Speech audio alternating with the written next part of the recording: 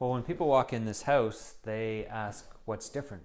This new house looks like all the other show homes on the block, but it's a net zero house. It produces as much electricity as it uses, no fossil fuels needed. The thought of not having a utility bill is really appealing.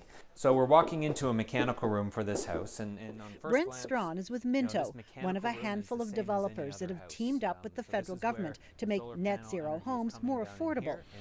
Net zero uses energy from solar panels on the roof to run a high-efficiency electric furnace. There's also extra insulation, triple-paned windows, among other things.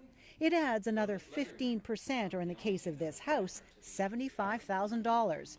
After a year on the market, the house hasn't sold. What we're finding is that cost is still a little too high for people to actually invest in it. But the federal government wants more net zero homes. It's expected to announce changes to the building code this fall to require builders to construct more of them over the next 15 years. There will also be new incentives to upgrade existing homes.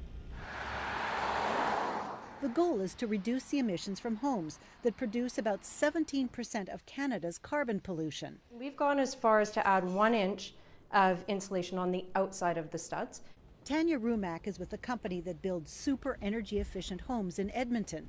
She thinks net zero will make a lot more sense in about 5 years. The carbon taxes that are coming in, all of these things will contribute to a higher cost of living. So it starts to make more sense in new construction to build it from net zero. Just tell me, Ian Beausoleil Morrison is researching how homes can store solar heat year-round. He says there's a human factor to energy efficiency.